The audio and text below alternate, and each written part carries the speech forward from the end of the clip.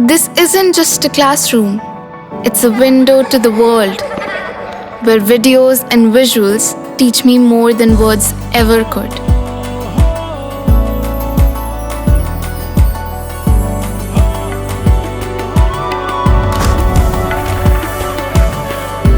Sinkhania Educational Institute, cultivating knowledge. नमस्कार, आपने देखना शुरू कर दिया है आई इंडिया और मैं हूं डॉक्टर पंकज सिंह गौर। और आज बात करेंगे दरअसल मोदी सरकार के तीसरे कार्यकाल में जो बजट आया है, वित्त मंत्री सीतारमण के पिटारे में क्या कुछ रहा। तो हमारे साथ बहुत सारे ऐसे लोग मौजूद हैं जिनके बारे में परिचय कराएंगे, वो समाज को गवर्न करते हैं। तो आज हमारा पैनल आपको बताएगा कि इस बजट से क्या क्या फ़ायदा हुआ और अगर बजट में चीज़ें होती तो कितनी बेहतर होती, किसानों को क्या मिला, महिलाओं को क्या मिला, व्यापारियों को क्या मिला, आम जन के खाते में क्या आया। इन तमाम मुद्दों को लेकर बातचीत करेंगे। आपका सबसे पहले परिचय कराते हैं। एक तरफ से हमारे बगल में मौजूद हैं शिव कुमार रहेजा जी जो सीए हैं, और उनके ठीक बगल में मौजूद हैं गौरव शाह जी, आप भी सीए हैं। और आप सबसे किनारे देख रहे होंगे पिंदर सिंह जी जो किसान नेता हैं, वो मौजूद हैं।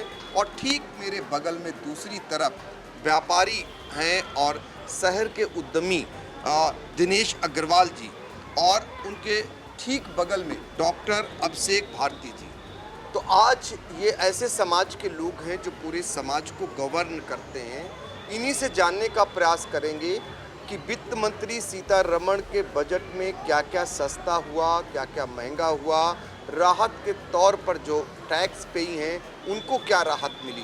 तो शुरुआत हम सीए से ही कर लेते हैं, क्योंकि वो अध्ययन करके आए होंगे, बहुत सारी चीज़ों को देखा होगा उन्होंने, और उनको पिछले जो बजट आया था उसका अगर तुलनात्मक जानकारी करनी है तो आपसे शुरुआत करते हैं। रहेजा साहब, आपने देखा होगा वित्त मंत्री जी का ये बजट, ये निराशाजनक है या फिर लोग आशा लगाएं या फिर कुछ उनसे मिला है? पंकज जी, ये निराशाजनक तो एकदम नहीं है, और आशा से भी बहुत ही अच्छा बजट है। इतनी आशा भी नहीं की गई थी कि ऐसा बजट आएगा। विशेष रूप से मिडिल क्लास के लिए ये बहुत ही अच्छा बजट है। इसमें विशेष रूप से इनकम टैक्स के संबंध में अगर हम बताएं आपको, तो इसमें हम लोग एक्सपेक्ट कर रहे थे कि 10 लाख रुपए तक के इनकम पे ये गवर्नमेंट हमें सुविधा देगी कि हाँ कोई टैक्स नहीं देना पड़ेगा। लेकिन गवर्नमेंट ने उससे अच्छा करते हुए 12 लाख रुपए तक की टैक्स को एग्जम्प्ट कर दिया। उसके साथ साथ पहले एक सीमा होती थी 5, 10, 15, 20, और उसके बाद 30% स्लैब आ जाता था, 20 से 30 हो जाता था। इस गवर्नमेंट ने उसको एक नया स्लैब क्रिएट कर दिया 25%। इस प्रकार से वहाँ पे भी इन्होंने रिलैक्स किया। अगर हम टोटल कैलकुलेशन हम आपको नेट शेल में बताएं तो इस बजट में 80,000 रुपये तक अगर किसी के टैक्स लायबिलिटी बन रही तो उसको कोई भी टैक्स नहीं देना पड़ रहा है। यानी 12 लाख रुपये तक हमें किसी प्रकार की कोई टैक्स लायबिलिटी नहीं आएगी। पहले क्या था? पहले ये सीमा 7 लाख रुपए तक थी, 25,500 रुपये के 25,000 रुपये के आसपास हमें छूट मिलती थी। अब ये बढ़ के उसको 12 लाख कर दिया, जो कि हम एक्सपेक्ट कर रहे थे कि 10 लाख से शायद आ जाए 10 लाख, वो भी उम्मीद नहीं थी, लेकिन इस गवर्नमेंट ने बहुत ही अच्छा किया। उसके साथ साथ एक नया स्लैब क्रिएट करने से और आगे जो मिडिल क्लास से थोड़ा सा अपर मिडिल क्लास कह लें, वहाँ पे भी स्लैब दे दी। इस प्रकार ये 1,10,000 रुपये तक की अगर किसी 25 लाख रुपए तक की अगर किसी की इनकम है तो 1,10,000 रुपये तक की ये छूट चली जाती है, जो कि एक्सपेक्टेशन से बहुत ही ज़्यादा अच्छा है। तो व्यापारियों ने जो अपेक्षाएं कर रखी थी उससे बेहतर है, और कुछ अपेक्षाएं ऐसी भी होंगी जो नहीं आई इस बजट में, आपको लगता है? ऐसा तो अभी कुछ ऐसा नहीं आया कि जो हमने अपेक्षा की हो ना आया हो। साथ ही गवर्नमेंट ने ये अनाउंस किया है कि नेक्स्ट वीक एक इनकम टैक्स का बिल लाएंगे, जिसमें जो कॉम्प्लिकेशंस हैं, कॉम्प्लेक्सिटी है, जैसे पिछले बजट में एक होम कैपिटल गेन से रिलेटेड, प्रॉपर्टी के कैपिटल गेन से रिलेटेड कॉम्प्लेक्सिटी आई थी। सरल पिछली बार भी किया था, लेकिन चूंकि वो लॉ इतना खतरनाक हो गया था तो उसको अमेंडमेंट करते करते वो काफ़ी कॉम्प्लेक्स हो गया। अच्छे से अच्छे एडवोकेट को, सीए को, काउंसिल को समझने में दिक्कत हो रही थी, बार बार अध्ययन करना पड़ रहा था, क्लैरिफिकेशन आ रहे थे गवर्नमेंट के। तो इस चीज़ को रिमूव करने के लिए और एक्ट को लगभग आधा करने के लिए अभी हमारे सेक्शन में 298 सेक्शन है, इसको आधा करके वो बहुत ही साफ़ सुथरा और ईज़िली समझने वाला लाने वाले हैं, जो कि नेक्स्ट वीक में आए। देखिए, अभी और भी उम्मीद लगाए हैं कि अभी और जो अगले सप्ताह में आएगा वो भी राहत वाला बजट होगा, चूँकि इसमें बहुत बड़ी राहत मिली है, ये कहना है CS शिव कुमार रहेजा जी का। हम महिलाओं की बात करें, चूँकि बजट की बात हो, महिलाओं की बात न हो तो बेईमानी होगा, चूँकि घर का बजट महिलाएं ही चलाती हैं।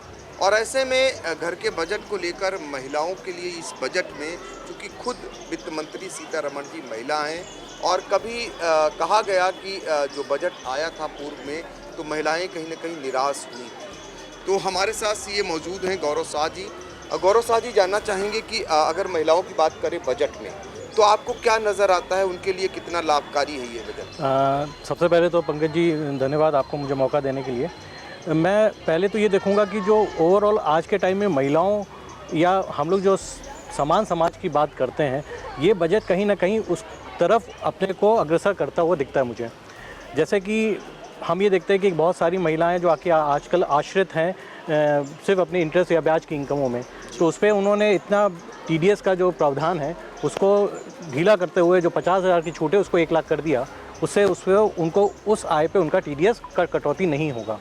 दूसरी बात मैं देखूँ इन्वेस्टमेंट के लिए, आज महिला उद्यमी को आगे करने के लिए उन्होंने इन्वेस्टमेंट का प्रावधान महिलाओं को उसमें भी उनको वहाँ पे भी उनको अग्रसर उन्होंने किया हुआ है। इसके अलावा महिलाओं के लिए आज हम लोग देखते हैं, पिछली बार भी बजट में आया था कि कैंसर जो लेडीज़ रिलेटेड इश्यूज़ होते थे, उन रिलेटेड चीज़ों में भी बहुत सारी दिक्कतें होती थी जो कि मेडिकल टर्म्स में यहाँ पे फैसिलिटीज़ नहीं होती थी। आज कैंसर को लेके भी उन्होंने उसको अग्रसर किया है और उसको डिस्ट्रिक्ट लेवल पे लाने की कोशिश की है।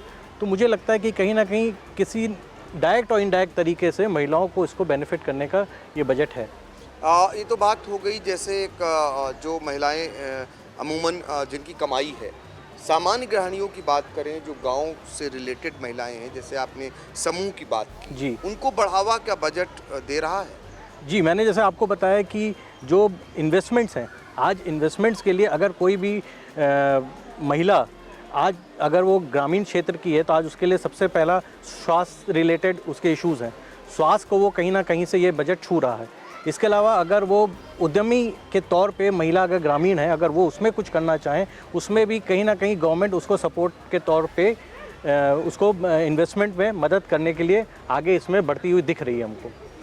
एजुकेशन फ्रंट अगर हम कहेंगे तो एजुकेशन फ्रंट का अभी तो फाइन प्रिंट जैसा आएगा, आगे डे बाई डे जैसे दिन और आगे जाएगा फाइन प्रिंट आएगा, तो एजुकेशन में क्या उनका स्पेसिफिक उनका इस पर डिक्लेरेशंस है, ये अभी हम लोग को आगे पता चलेगा।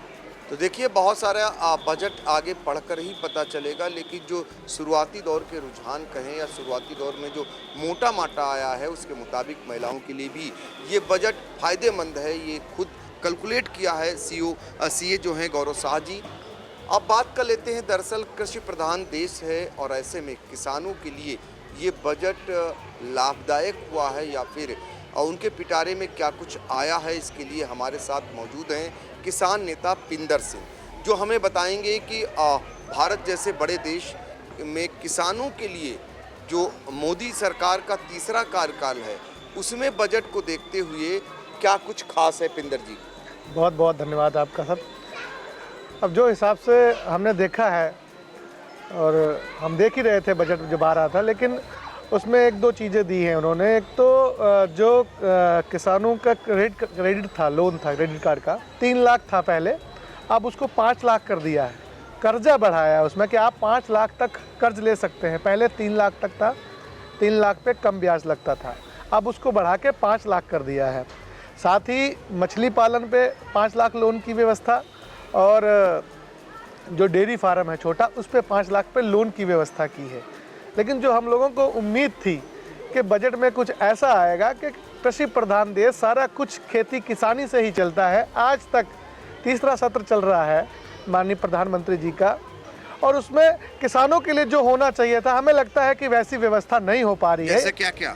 हमें तो ये उम्मीदें थी कि किसानों की जो फसलें हैं उन पे MSP का अगर रेट लग जाए, पूरे देश को उसको फ़ायदा होगा। वो हम आपके चैनल के माध्यम से बताना चाहते हैं कि बहुत से लोगों को पता ही नहीं है कि बहुत से लोगों को नहीं पता कि MSP है क्या। MSP का मतलब ये है कि किसान का जो फसल है उसका मिनिमम सपोर्ट प्राइस, उसकी गारंटी मिल जाए कि अगर हमारा गेहूँ अगर फसल आने वाली है तो अगर वो 2400 रुपये बिकेगा तो उसका वो 2400 से नीचे यदि कहीं खरीद होती है तो उस पर कानूनी कार्रवाई हो। पर ऐसा कभी मतलब कानून जो है नहीं आ रहा। हर चीज़ के अपने रेट हैं। बिस्किट लेने जाओ उसका अपना रेट है, पानी की बोतल लेने जाए तो हमारे पास 20 रुपये होने चाहिए, कम से कम 20 की पानी की बोतल मिलते हैं। लेकिन किसान की जो फसल है उसका रेट जो है वो तय नहीं है, जो सरकार को करना चाहिए था। और जैसे डेयरी फार्म है, इस पे जो लोन दिया जा रहा है, लोन 5 लाख बहुत कम है। ज़्यादा लोन अगर मिले तो उस पर फॉर्मेलिटी बहुत है जो किसान पूरे नहीं कर पाते। वो भी जो लोग सत्ता सरकार से जुड़े हैं, जिनके सिस्टम है, ऐसे लोगों को बड़ा लोन मिलता है जिसमें छूट होती है। किसान को वो जो एक्चुअल किसान जो चाहता है डेयरी करना, उसको नहीं मिलता है। इसके साथ साथ हम यह आपसे कहना चाहते हैं कि अन्य बहुत सी चीज़ें ऐसी थी जो सरकार कर सकती थी बजट में। किसानों के बच्चों की पढ़ाई का कुछ ना कुछ सिस्टम ऐसा होता कि किसान के बच्चे पढ़ते, एजुकेशन में किसान के बच्चे जाएं। आज कोई भी किसान का बच्चा, लड़का खेती नहीं करना चाहता। जिसके पास 10-20 बीघे, ऐसे कहें आप 3-4 एकड़ ज़मीन है, वो ऑटो चलाने के लिए मजबूर है, वो अपनी खेती नहीं करना चाहता। हम MSP की बात इसलिए कह रहे हैं कि जब हम आलू की फसल बेचते हैं बाज़ार में 5 से 10, 8 रुपये बिकती है। वही फसल जब स्टोर हो जाती है, स्टोर होने के बाद आप सबने देखा है कि वही आलू, वही टमाटर 40 से 50 रुपए में बिकता है। यदि इस पे MSP की बात हो, MSP गारंटी कानून हो, तो जिस भी व्यापारी ने, जिस भी बड़े आदमी ने इसको गोडाउन में रखा है, अगर उसने 15 में खरीदा है तो वो मुनाफे के तौर पे 1 या 2 रुपए 20 के अंदर बेचेगा, 15 से 45 नहीं बेचेगा। विंदर सिंह जी, एक बात आपने कही कि किसानों के लिए इस दिशा में कुछ सरकार नहीं कर रही। अभी आपने हालिया देखा कि घरौनी जो लागू की है, घरौनी के पीछे का जो सरकार का मकसद है वो यही है। एक तो जो विवाद होता था कि गांव में ये घर मेरा है या तेरा है, वो दूर हो गया। दूसरा, सरकार की मंशा है अगर वो मालिकाना हक उसको मिल जाता है, साबित हो जाता है कि फला का ये मकान है, तो उसके जरिए वो अब ऋण भी पा सकेगा, यानी कर्ज ले सकेगा और स्वरोजगार कर सकेगा, आगे बढ़ सकेगा। तो सरकार एक पहल पहले कर चुकी है। हम आपके माध्यम से यह कहना चाहते हैं सरकार से, और आपको भी ये बताना चाहते हैं, आपको तो पता ही है कि जो भी किसान ने कर्ज ले रखा है पहले, अगर वो कर्ज अपना समय से नहीं जमा कर पाया है तो उसके बाद जब स्कीम आती है कि इसको आप सेटलमेंट कर लो। किसान ने जो भी कर्ज लिया अपनी ज़मीन पे लिया। किसान की एक एकड़ ज़मीन पे 70,000 रुपये से ज़्यादा कर्ज नहीं मिलता था। आप सोचिए कि 1 एकड़ ज़मीन कितनी भी कम लागत की हो आज की डेट में 10 लाख रुपए से 1 बीघे ज़मीन नहीं मिलती, जिस पे 17,000 कर्ज मिलता था। अब बढ़ा के 1 लाख किया है, और वो भी अगर आपने अपना क्रेडिट कार्ड सेटलमेंट में बंद किया है तो आपका दोबारा से लोन नहीं होगा। इस पे सुधार होना चाहिए। यदि किसान नहीं दे पा रहा है, सेटलमेंट ने बैंक ने लोन बंद किया है, तो उसको आगे से दूसरी बैंक में लोन मिलना चाहिए। किसानों को लोन मिलने में बहुत ज़्यादा समस्याएं आती हैं, बहुत ज़्यादा फॉर्मेलिटी करनी पड़ती है, जबकि वो अपनी प्रॉपर्टी, अपनी ज़मीन, दस्तावेज गिरवी रख के उन पे वो लोन चढ़ता है, तब जाके उनको लोन मिलता है। और जो सुविधाएं मिलनी चाहिए वो नहीं मिल रही। सरकार को इस पे विशेष ध्यान रखना चाहिए, क्योंकि हमारा देश जो है कृषि प्रधान देश है। तो जो कृषक है उनको अलग से बजट में कुछ ना कुछ फ़ायदा मिलना चाहिए। जी, तो देखिए, किसान का ये दर्द है, किसान नेता का ये कहना है कि कम से कम कृषि प्रधान देश है, तो किसान के लिए जो आशाएं थीं वो पूरी नहीं हुई हैं, अभी भी आशाएं बंधी हुई हैं। उसके लिए सरकार को अलग से करना चाहिए। तो हमने अन्नदाता किसान से बात कर लिया। अब भाग्य विधाता जो व्यापारी कहे जाते हैं उनसे बातचीत करेंगे और उनके नेता उद्यमी से जानने का प्रयास करेंगे। फिलहाल हम आपको बता देते हैं जल्दी से जो चीज़ें सस्ती हुई हैं उसके बारे में भी मोटा माटी जान लीजिए कि मोबाइल फ़ोन सस्ता हुआ है। आज हर एक के हाथ में मोबाइल है। वो कोई भी व्यक्ति हो, आप देखते होंगे बच्चों तक के हाथ में।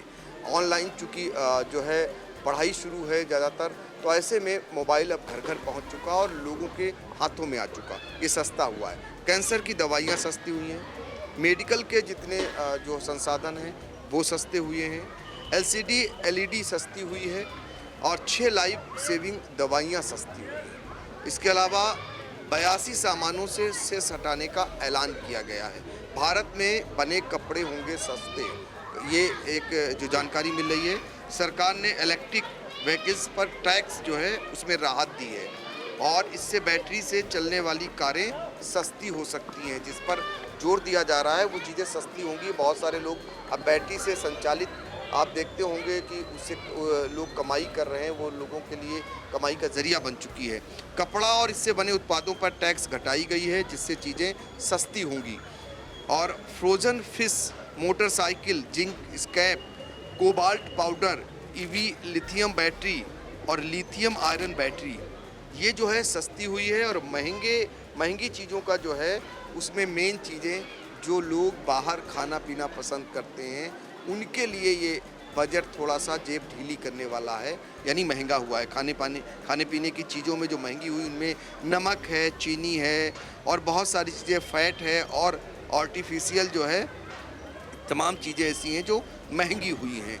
तो ये मोटा माटी चीज़ें हैं जो महंगी हुई हैं। इनके बारे में आपको बता रहे थे। और सीधे अब आपको चर्चा में आगे ले चलते हैं। हमारे शहर के उद्यमी व्यापारी नेता रहे और दिनेश अग्रवाल जी मौजूद हैं, उन्हीं से बातचीत करते हैं।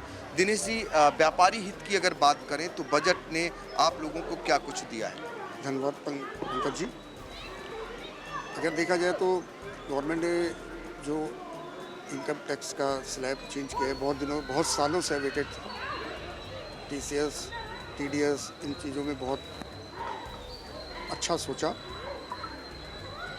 क्योंकि बहुत लोगों का उम्मीद था कि पेट्रोलियम पदार्थों को GST के दायरे में लाया जाए, जिससे कि उसमें बहुत सही उम्मीदें थी कि राहत मिलेगी।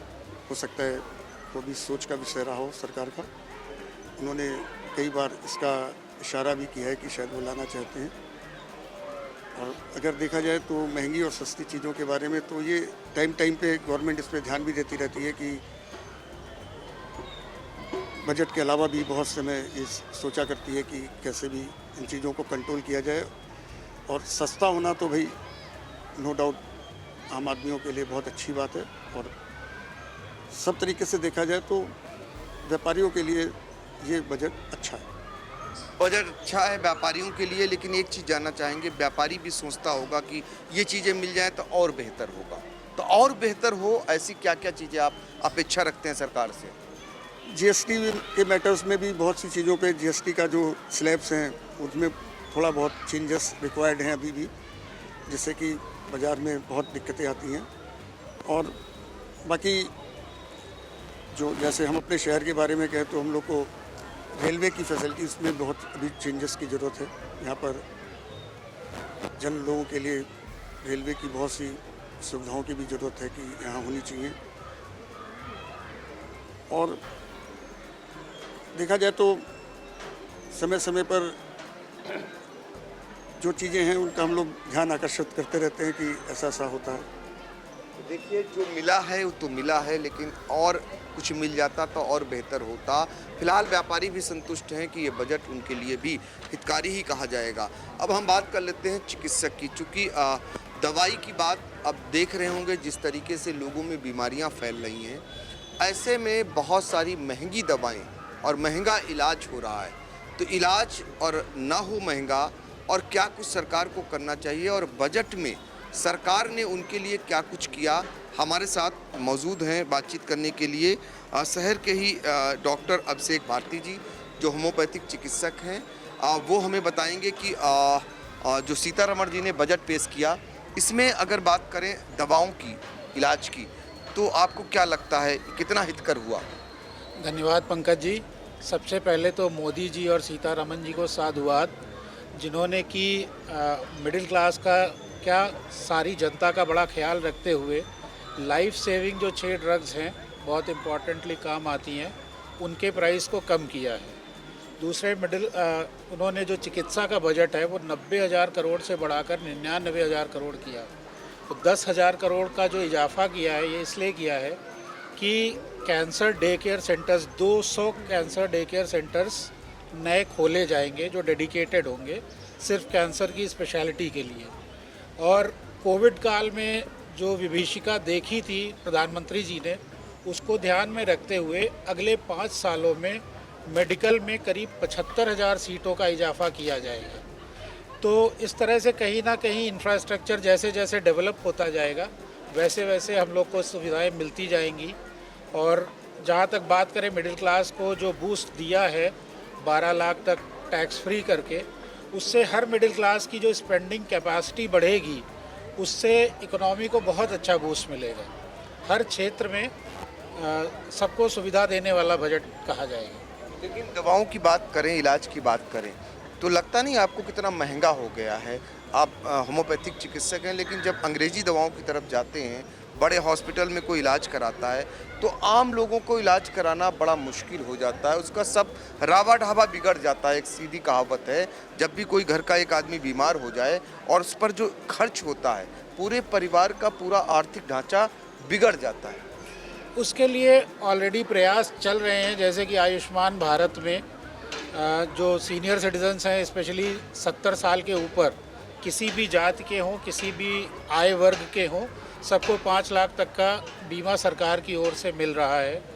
इवन सरकार ने इन चीज़ों को ख्याल करते हुए जो इंश्योरेंस प्रीमियम पे जीएसटी था, उसको भी कम कर दिया है। तो उससे आम आदमी ज़्यादा से ज़्यादा इंश्योरेंस ले सकता है मेडिकल हेल्थ का, और बड़े से बड़े अस्पताल में इलाज करवा सकता है। तो हम ये कह सकते हैं कि सरकार का ध्यान हर आम आदमी के ऊपर है, उसको इम्प्लीमेंट धीरे धीरे करते जा रहे हैं, और जैसे जैसे समय आता जाएगा और भी अच्छा होता जाएगा। सरकार का ध्यान है और बेहतर होगा, ये उम्मीद लगाए बैठे हैं ये बहुत सारे लोग। हम इसलिए आप लोगों को बुलाए हैं। समाज में आप एक नेतृत्व करते हैं, अपने अपने क्षेत्रों में आप प्रतिनिधित्व करते हैं अपने क्षेत्रों का। उनके जरिए समाज की तमाम बातें जो हैं वो आपके सामने लाने का प्रयास कर रहे हैं। दरअसल बजट पे हम लोग चर्चा कर रहे हैं। लास्ट जो हमारा रहेगा वो अपने सीतापुर को लेकर रहेगा, क्योंकि अब सीतापुर के रहने वाले हैं। सीतापुर और कैसे बेहतर हो सकता है? अगर बात करें, यहाँ आप देख रहे होंगे 150 साल से भी ज़्यादा पुराना जिला अस्पताल है सीतापुर का, जर्जर हो चुका है। हम सुनते हैं कि बहुत दिनों सुनते आ रहे हैं कि यहाँ का जो है ट्रामा सेंटर नहीं चालू हो पा रहा, नई बिल्डिंग की घोषणा हुई, अभी कुछ बन नहीं पा रहा है। तो सीतापुर भी अपना लगे हाथ सरकार तक बात पहुँचे कि इस दिशा में कुछ अच्छा हो तो ये और बेहतर हो जाए। पंकज जी, आपने बहुत सही चीज़ कही है। हमारा भी यही विचार है कि सरकार को 2 चीज़ों में प्राथमिकता देनी चाहिए, बाकी चीज़ें अपने आप कवर हो जाएंगी। पहली चीज़ है एजुकेशन। इस बजट में थोड़ी सी, मुझे अभी तक मैंने पूरी तरह स्टडी नहीं कर पाया हूँ, एजुकेशन के रिलेटेड मुझे कुछ नहीं मिला कि सिवाय मेडिकल एजुकेशन में, जिसमें ये कहा गया कि 10,000 मेडिकल स्टूडेंट के लिए सीटें बढ़ाई जाएंगी और अगले 5 सालों में 75,000 बढ़ाई जाएंगी। तो एक थोड़ा सा अदर एजुकेशन भी होती है, अदर देन मेडिकल एजुकेशन से रिलेटेड डेवलपमेंट होना चाहिए, विशेष रूप से सीतापुर में, क्योंकि यहाँ के बच्चे हमेशा बाहर पढ़ने भेजना पड़ता है, पेरेंट्स को भी इशू आता है, प्लस कॉस्टली भी पड़ता है, और प्लस अच्छे बच्चे जो होते हैं कई आर्थिक रीज़न की वजह से बाहर नहीं पढ़ जा सकते। और दूसरा क्षेत्र है स्वास्थ्य। ये स्वास्थ्य में भी बजट बढ़ाना चाहिए। ठीक है, इंश्योरेंस हेल्थ, मैं अपने क्लाइंट्स को सबको सजेस्ट करता हूँ 2 इंश्योरेंस लेने के लिए ऑलवेज, एक टर्म इंश्योरेंस और दूसरा हेल्थ इंश्योरेंस। हेल्थ इंश्योरेंस होने की वजह से जो अचानक कोई खर्चा आ पड़ता है, क्योंकि आजकल डिस्ट्रिक्ट हॉस्पिटल हम जाते हैं या सरकारी अस्पताल या किसी इस प्रकार के हॉस्पिटल में जाते हैं, तो वहाँ भीड़ इतनी होती है कि आदमी बर्दाश्त नहीं कर पाता है और फिर प्राइवेट हॉस्पिटल की तरफ भागना पड़ता है। तो अगर हमारे पास हेल्थ इंश्योरेंस होगा तो हम अच्छे से अच्छे हॉस्पिटल में जाके इलाज करवा सकते हैं। तो मेरा कहना यही है कि सीतापुर के लिए विशेष रूप से हेल्थ और एजुकेशन में योगदान और बढ़ाना चाहिए। देखिए, शिवरहेजा जी का ये कहना है कि सीतापुर की अगर बात आती है तो शिक्षा के क्षेत्र में और चिकित्सा के क्षेत्र में और बजट बढ़ाना चाहिए। अब ज़रा हकीकत आपको शिक्षा और चिकित्सा की बता दें तो सीतापुर में एकमात्र कन्या डिग्री कॉलेज जो है वो भी पूरी तरीके से जर्जर हालत में है, आप अंदाज़ा लगा सकते हैं। एक पुराने सीतापुर में करीब 7 साल से बना खड़ा है, चालू नहीं हो पाया है। वो डिग्री कॉलेज बालिकाओं की शिक्षा का है। आप सभी जानते हैं कि इंटर में जो पास होती हैं छात्राएं, उनकी संख्या हज़ारों में होती है, और जो बालिका डिग्री कॉलेज है वो सीतापुर में ना के बराबर है। ऐसे में उच्च शिक्षा के लिए छात्राएं कहाँ जाती होंगी, इसका अंदाज़ा लगाया जा सकता है। तो इसकी दिशा में भी बेहतर कदम उठाना चाहिए, बजट रिलीज करनी चाहिए और डिग्री कॉलेज ज़्यादा से ज़्यादा खोले जाने चाहिए। ऐसा ही हाल लहरपुर का भी है। वहाँ भी बालिका डिग्री कॉलेज लंबे समय से बना पड़ा है और आधा अधूरा है, पूरा नहीं हो पाया। उच्च शिक्षा की बात करें तो राजकीय इंटर कॉलेज जितने हैं उनमें आपको जानकर आश्चर्य होगा कि कहीं एक मास्टर के सहारे चल रहे हैं, कहीं 3 मास्टर के सहारे शिक्षा चलाई जा रही है। तो ये स्थिति है सीतापुर की, जो उत्तर प्रदेश की राजधानी लखनऊ से सटा हुआ है सीतापुर जनपद। और चिकित्सा की बात किसी से छिपी नहीं, जहां 150 साल पुराना जिला अस्पताल जर्जर हो चुका हो, छतें टपक रही हों, 200 बेड का मात्र अस्पताल हो और इतनी पॉपुलेशन 50 लाख से ज़्यादा जिस जनपद की हो, उसका अंदाज़ा लगा सकते हैं। हालांकि सरकार ने, योगी सरकार ने घोषणा कर रखी है, जहां हम बैठे हैं उसके बगल में ही कुछ दूरी पर एक नया जिला अस्पताल बनाने की घोषणा है। उसके लिए जगह को भी अधिग्रहित कर लिया गया है, लेकिन कब तक काम होगा ये सवाल बना हुआ है। दूसरा जो ट्रामा सेंटर है वो बना खड़ा है अखिलेश सरकार का, लेकिन योगी सरकार में चालू नहीं हो पाया है। ये अपने आप में ऐसे सवाल थे जिनको लेकर हम लोग बात कर रहे थे। अब हम चूँकि महिलाओं की तरफ से पक्ष हम जान रहे हैं, गौरव शाह जी का, वो सीए हैं और सीता की नगरी सीतापुर है। ऐसे में महिलाओं की बात हम इसलिए बेहतर तौर पर कर रहे हैं, कई महिलाओं ने यहाँ पर कई परंपराओं को बदला है आगे आकर के। ये खुशनसीबी है कि सीतापुर की पहली सांसद भी महिला हुई और पहली एमएलसी कुदसिया बेगम वो भी महिला ही हुई, और आज सीतापुर की प्रथम नागरिक जो जिला पंचायत अध्यक्षा हैं श्रद्धा सागर, वो भी महिला हैं। और जिस नगर में आप बैठे हैं उस नगर की पहली नागरिक यानी नगर पालिका की अध्यक्ष नेहा अवस्थी हैं। ऐसे में महिलाओं की दिशा में अभी सीतापुर में बहुत सारे कदम उठाए जाने की आवश्यकता है। आप देखते होंगे ग्रामीण अंचल में बहुत सारी महिलाएं मजदूरी के रूप में बुनकरी का काम कर रही हैं। यहाँ बुनकर का बहुत बड़ा व्यवसाय है, तो उनके दिशा में सरकार को और बेहतर क्या करना चाहिए? देखिए पंकज जी, सबसे पहले तो मैं ये समझता हूँ कि जैसे शिक्षा और स्वास्थ्य ये तो प्राइमरी रिक्वायरमेंट होती है आज के समय में। इसके बाद जो सबसे ज़्यादा जरूरी है वो ये है कि आदमी का जीवन यापन कैसे हो। रेगुलर जीवन यापन में आज यहाँ पे इन्वेस्टमेंट के तौर पे बहुत सारी चीज़ें, बहुत सारी गवर्नमेंट को इनिशिएट करना चाहिए कि यहाँ पे इन्वेस्टमेंट, जैसे आपने कहा कि बुनकर, यहाँ पे बहुत बड़ा एक क्लस्टर है बुनकरों का। उन बुनकरों के स्वास्थ्य को लेके, उनकी वर्किंग कंडीशन को लेके जो पैमाने बनाए गए हैं उसको कैसे और ज़्यादा इम्प्रूव करें, जिससे उनकी जीवन जो है और सुचारू रूप से अच्छा हो सके। दूसरी बात मैं कहूँगा, जब तक इन्वेस्टमेंट यहाँ पे लोकल लेवल पे, लोकल डिस्ट्रिक्ट लेवल पे जितना इन्वेस्टमेंट आएगा उतना ज़्यादा यहाँ पे कहते हैं कि 1 रुपये के इन्वेस्टमेंट अगर किया जाता है तो उसके सामने 4 रुपये का फ़ायदा होता है एक जनरल परिवेश में। तो मुझे लगता है कि आज ये इन्वेस्टमेंट जो women cluster related handicraft industries यहाँ की बहुत अच्छी जो चलती हैं, इसके अलावा कारपेट और रक्स की जो आप बुनकर की बता रहे हो वो इंडस्ट्री यहाँ पे बहुत अच्छी है, तो कहीं ना कहीं इनके रिलेटेड इन्वेस्टमेंट्स यहाँ पे बढ़ने चाहिए। देखिए, ये भी आपका पक्ष है कि ये आवश्यकता है यहाँ की और उसे पूरा किया जाना चाहिए।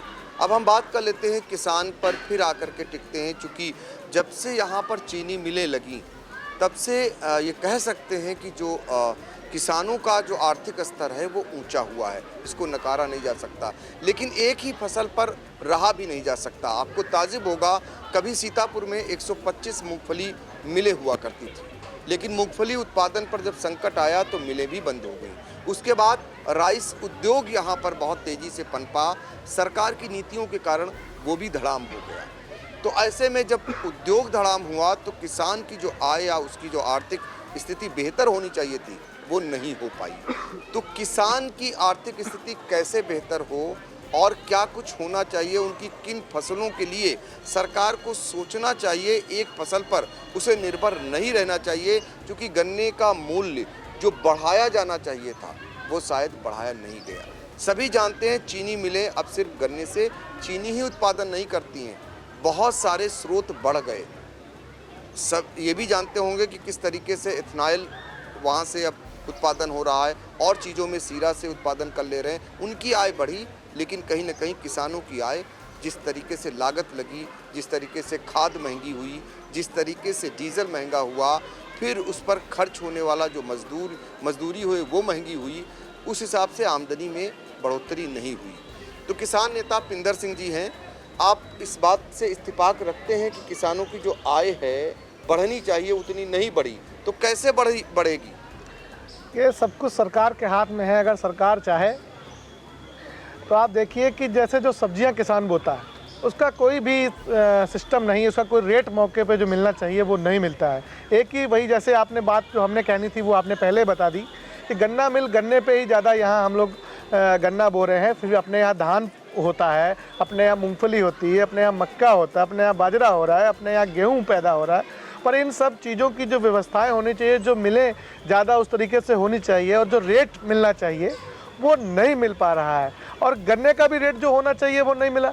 गन्ने का रेट कम से कम 500 रुपये कुंटल का होना चाहिए।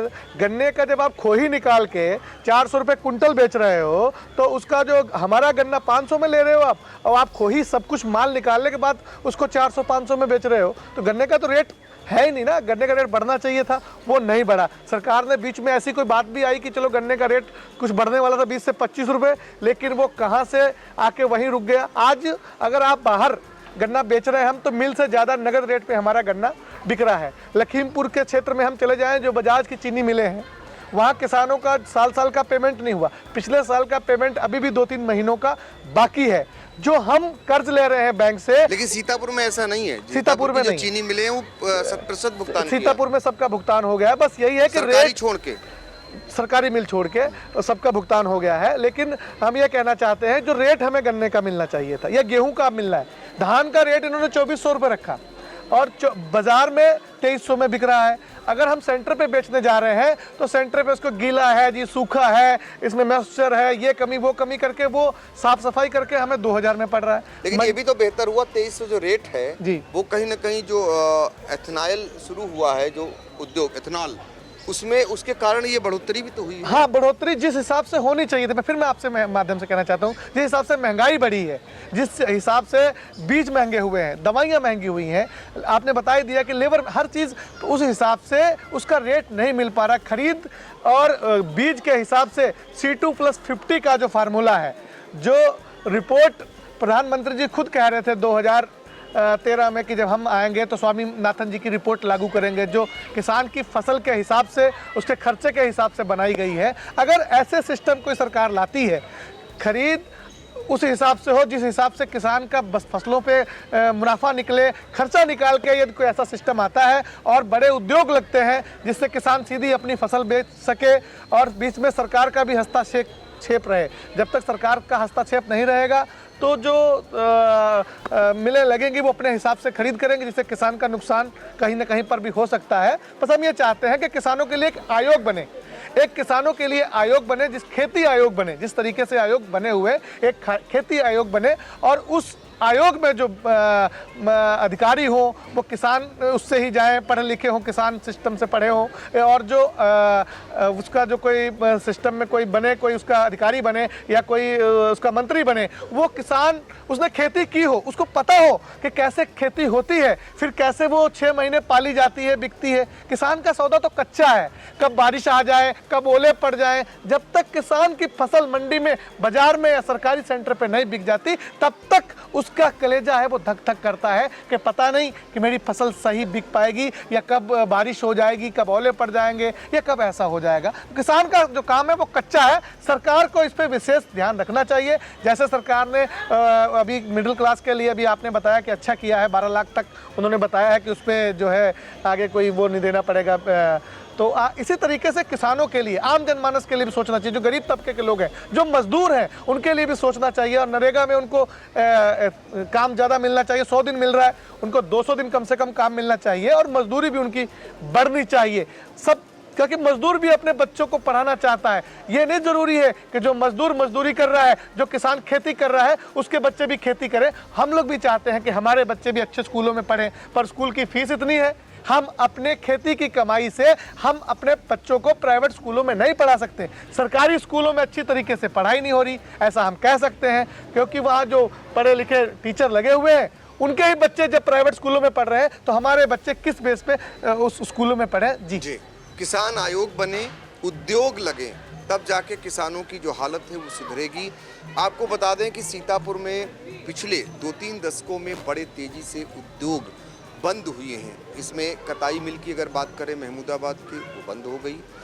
मैग्मा शुगर फैक्ट्री हुआ करती थी कमलापुर की, वो बंद हो गई। महोली चीनी मिल वो भी बंद हो गया। इस तरीके से और सीतापुर की एशिया में प्रसिद्ध रही प्लाईवुड फैक्ट्री वो भी बंद हो गई। उससे पहले हमने आपको बताया ही था 125 करीब चीनी मिलें थी वो भी बंद हो गई और राइस मिलों पर जो संकट है और बहुत सारी मिलें बंद हो गई, ये अपने आप में बड़ा सवाल है। लेकिन खुशखबरी इस बात की है कि इधर तेज़ी से उद्योग सीतापुर की तरफ बढ़ रहे हैं। एक बड़ा उद्योग सबने देखा बिस्वा की तरफ लग चुका है और भी बड़े उद्योग सीतापुर आ रहे हैं। तो वो बड़े उद्योग आएंगे तो निश्चित तौर पर सीतापुर का भी विकास होगा और व्यापारियों का भी उसमें विकास होना ही होना है। साथ ही जो यहाँ के लोग काम की तलाश में इधर उधर भटकते हैं उनको भी छुटकारा मिलेगा। तो हम इसी पे चर्चा कर रहे हैं और व्यापारी जो हमारे साथ मौजूद हैं, व्यापारी नेता भी कह सकते हैं, उद्यमी भी कह सकते हैं, बहुत ही पुराने समय से आप लोग व्यवसाय करते आ रहे हैं, दिनेश अग्रवाल जी। दिनेश जी, हमें जानना चाहेंगे कि सीतापुर की बेसिक बात करें। आपने देखा कि बिस्वा में नई फैक्ट्री आ गई और भी कुछ फैक्ट्रियां आ रही हैं, जैसे कि हमारी जिलाधिकारी से भी बात हुई थी। तो ऐसे में आपको लगता है कि ये उद्योग धंधे अगर तेज़ी से आगे बढ़ते हैं और सरकार इस दिशा में प्रयासरत भी है तो कुछ सीतापुर का नक्शा बदलेगा, यहाँ की आर्थिक स्थिति बदलेगी? जैसा कि अभी आपने स्वयं बताया कि सीतापुर 50 लाख की आबादी वाला ज़िला है और हम लोग के लिए सौभाग्य की बात है कि हमारे ज़िले से 4 सांसद हैं, मतलब जो सीतापुर को टच करते हैं। और बड़े दुर्भाग्य की बात है कि पिछले 30-40 साल से, जब से मैं समझ रहा हूँ, 30 साल तो मैं समझ ही रहा हूँ, सीतापुर में कोई बहुत बड़ा उद्योग सीतापुर में आया ही नहीं। अगर हम अपने 30 साल पुराने उसमें जाएं तो हम जब लखीमपुर को देखते थे, शाहजहाँपुर को देखते थे, हरदोई को देखते थे या और अन्य ज़िलों को देखते थे तो हमको लगता था कि वहाँ कुछ नहीं है। लेकिन आज हम देखते हैं वो हम लोगों से कम बहुत गुना आगे हैं, बहुत गुना आगे हैं। उसका मेन कारण ये है वहाँ पे बड़े रोज़गार आए, बड़े सरकार की तरफ से बड़ी इंडस्ट्री आई और बड़े इंडस्ट्री लगाने वाले जो ग्रुप हैं वो लोगों ने वहाँ पर व्यापार स्थापित किया, जिसका कारण वहाँ के जो मैं कह सकता हूँ पॉलिटिकली जो इन्फ्लुएंस लोग थे उन्होंने उसका प्रयास किया होगा या वहाँ के लोगों ने उसके लिए या सरकार ने सोचा होगा।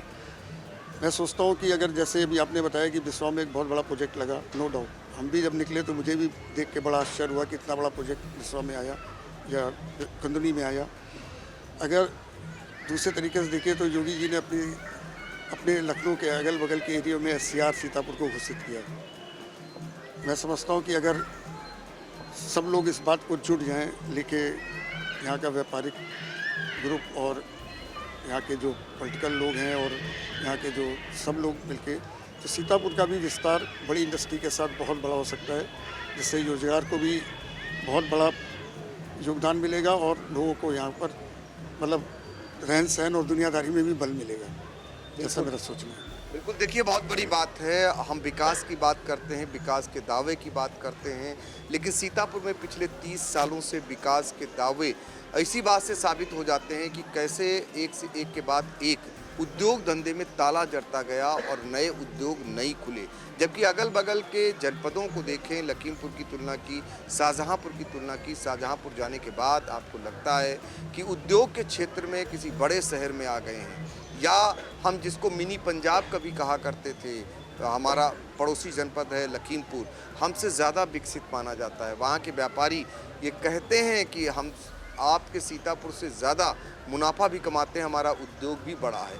ये कहीं ना कहीं कचोटता है वो तब जब आप राजधानी से महज 90 किलोमीटर की दूरी पर बैठे हुए हैं, तो आप अंदाज़ा लगा सकते हैं। और इस सीतापुर में जहाँ पर हर साल नेपाल से आने वाली तबाही लाखों लाख लोगों को परेशान करती है, बर्बाद करती है, उनके आशियाने को, उनके खेत को, उनके खलिहान को, तो यहाँ के लिए तो विशेष चीज़ें करनी चाहिए। और उस इलाके की हम बात कर रहे हैं जहाँ पर बाढ़ आती है, तो वो 3 तहसीलें सीतापुर की हैं जो हर साल तबाह होती हैं, लेकिन वहाँ के लोगों का दुर्भाग्य देखिए कि वो 3-4 महीने पहले जब बाढ़ आने को होती है तो वो बाहर मजदूरी करने के लिए जाते हैं, वहाँ से कमाए हुए मुनाफे को लाकर फिर अपना आशियाना दूसरी जगह रखते हैं, खरफूस के मकानों में, और वो 3-4 महीने जो उनका बहुत ही समय वैसा होता है उस समय वो खर्च करने को मजबूर होते हैं। तो उनके लिए भी प्रयास करना चाहिए कि बाढ़ के लिए अस्थायी बाढ़ और कटान से निपटने का अस्थायी प्रबंध होना चाहिए।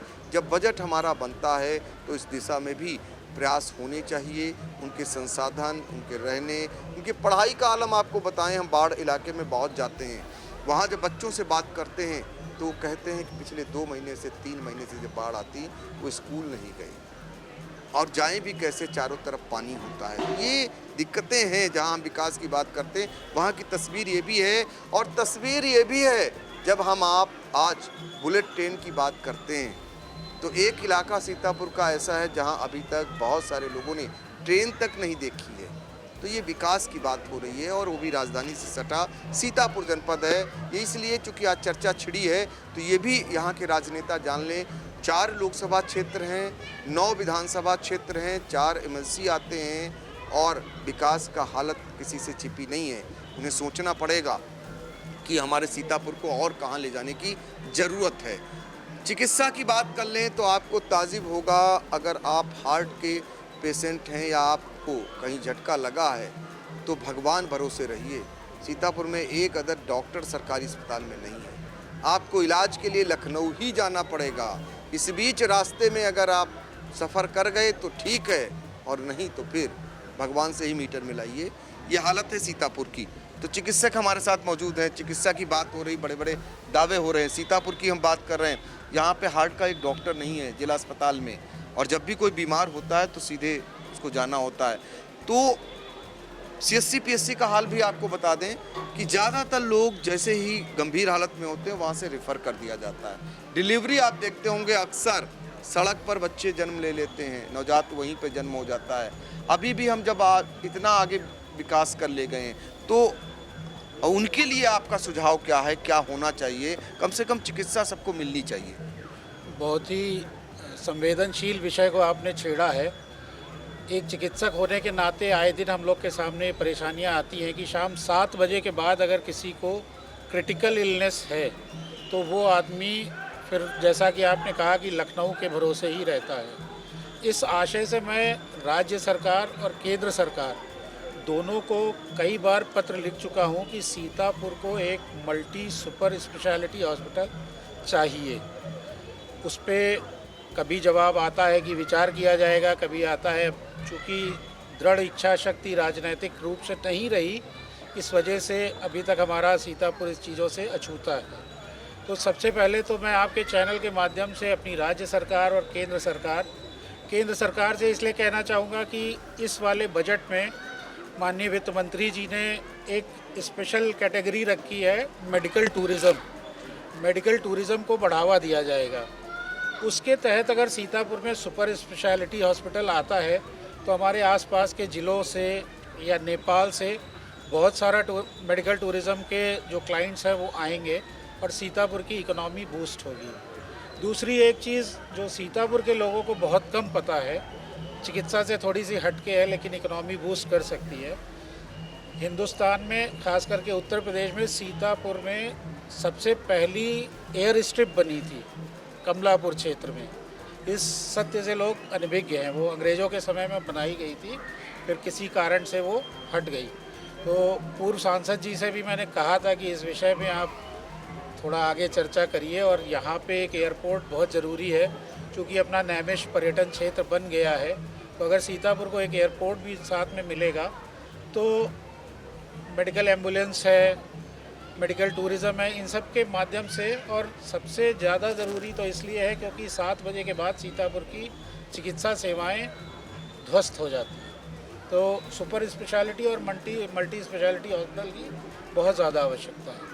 देखिए 7 बजे के बाद जो चिकित्सा व्यवस्था है वो भगवान भरोसे हो जाती है, ये कहना है खुद डॉक्टर का। आप अंदाज़ा लगा लीजिए, जिला अस्पताल की बात कर रहे थे, आपको जानकर ताज्जुब होगा कि ICU का पूरा वार्ड बना है, बेड पड़े हैं लेकिन मरीज नहीं है। आप अंदाज़ा लगा लीजिए, यानी संसाधन नहीं है, उनको संचालित करने वाला कोई नहीं है। इसी तरीके से हम आपको बताएं कि मच्छर जनित रोग कई महीनों तक एक समान कई लोगों की जान ले लेते हैं और तब राजधानी के अस्पताल पट जाते हैं सीतापुर के मरीजों से। और आपको जानकर ताजिब होगा। दधीच की तपोभूमि है जहाँ पर दानियों की कमी नहीं है। यहाँ ब्लड कैंप आयोजित होते हैं, बहुत सारे लोग ब्लड डोनेट करते हैं, लेकिन एक सेपरेटर मशीन आई भी बहुत सालों बाद, वो भी चालू नहीं हो सकी जिला अस्पताल की। तो आप अंदाज़ा लगा लीजिए कि जहाँ पर ये हालात हों, ऐसे में हम उम्मीद कर सकते हैं बजट हर साल अच्छा करने की कोशिश होती है, लेकिन बजट क्या धरातल पर उतरता है, सही मायनों में वो सही लोगों तक पहुंचता है? ये ऐसे सवाल हैं, लेकिन उम्मीदें अभी बंधी हुई हैं। सरकार ट्रिपल इंजन की है, बहुत सारी उम्मीदें भी हैं सीतापुर वासियों की, बहुत आगे चलकर बहुत कुछ बेहतर होगा। इसी पे हम आज चर्चा कर रहे थे और चर्चा बहुत ही सार्थक कही जा सकती है। ये चिल्लपों वाली चर्चा नहीं थी जहाँ पर एक दूसरे की बात को दबाया जा रहा हो या अपनी बात रखने के लिए दूसरे को सुना ना जा रहा हो। तो हम उम्मीद करेंगे कि इस चर्चा पर सीतापुर के लोग वो क्या सोचते हैं, अगर कमेंट बॉक्स में जाकर वो अपना कमेंट करेंगे और जिन जिन लोगों ने अपनी अपनी राय रखी है, आपके लिए राय रखी है, और कौन कौन सी राय रह गई हैं ये भी बताएंगे। तो आगे चलकर जब भी हम चर्चा करेंगे उसमें जोड़ लेंगे। फिलहाल हमारे अतिथियों का शिव कुमार रहेजा जी, गौरव शाह जी, अभिषेक भारती जी, दिनेश अग्रवाल जी, पिंदर सिंह जी, आप सभी का बहुत बहुत धन्यवाद। और फिर उम्मीद करेंगे कि आगे किसी मुद्दे पर फिर एक बार जब चर्चा करेंगे आप लोग ऐसे ही भागीदारी निभाएंगे। बहुत बहुत आभार आपका। Thank you.